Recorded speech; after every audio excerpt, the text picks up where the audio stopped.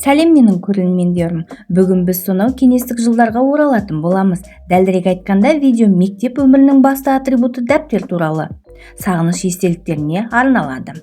Олар қазіргі дәптерлер мүлде басқаша болды. Атап айтсақ, жарқын ақ парақтар және анық сызықтар мен шаршылары бар. Ал сол кездегі дәптерлердің беттері көбінесе жиектері болмаған, сарғайған және айтпақшы зауыттық жиектері де жоқ. Дәптерлердің беттері әртүрлілігімен ерекшеленбеді. Олар бір-біріне түсі бойынша ғана ерекшеленді. Бірақ кеңестік дәптерлердің мұқабасының артқы жағы өзінің жағымдылығымен қуантты. Өткенге өңіліп, кеңестік кезеңдегі мектеп дәптерлерін қарастырайық. Мүмкін таныс шығар сіздерге. 10-шы орында қоянды өсіру қызықтары әрі пайдалы іс тақырыбындағы мұқаба. Бұл күлкілі жүнді жануарларды ұнататындар бөліміне арналған. Күлкілі үгіт немесе жарнама тәрізді емес пе? Айтпақшы, осындай қайшылықты кеңестік дәуірдегі мектеп дәптерлерінің мұқабасының артына қарап, коммунистік идеологиялық машинаның мұнда да жұмыс істеп тұрғанын түсінесің.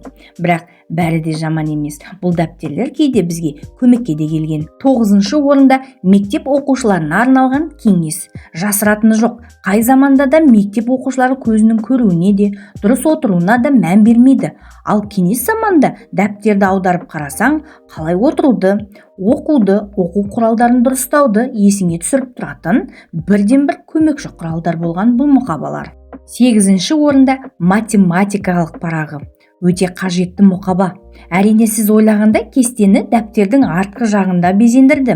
Қазіргі дәптерлерде мұндай ақпараттық кесте жиі кездеспейді.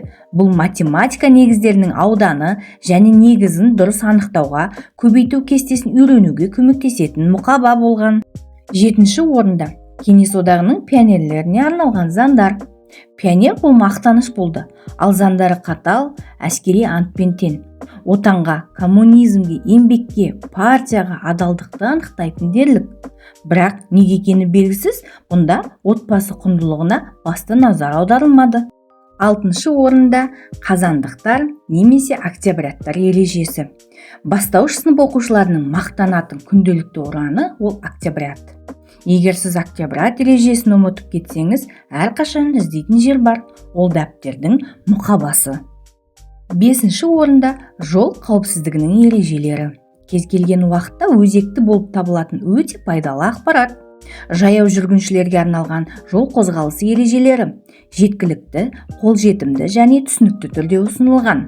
Сонымен қатар, бұл балаларға деген мейірімді көзқарастыққа да тәрбиелейді. 4-ші орындағы мұқаба суда өзін-өзі ұстау ережелері. Көбінесе артқы мұқабалар әртүрлі ережелермен немесе кеңестермен безендірілген.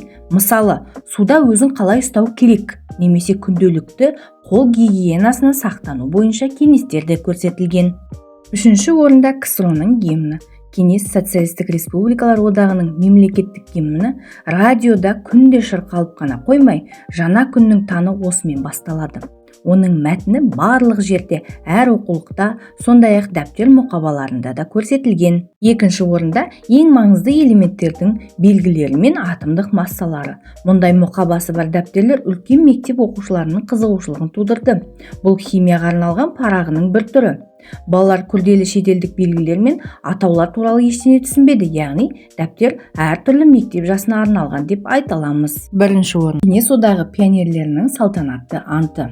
Мектеп оқушылары бұл антты 1-ші сыныптан бастап үйренеді және көптен күткен пионер ұйымына кіру сәті келгенде бұл антты салтанатты сапта оқып, оның орнына кеңестік мектеп оқушыларының басты белгісі пионер галстугын алған екен.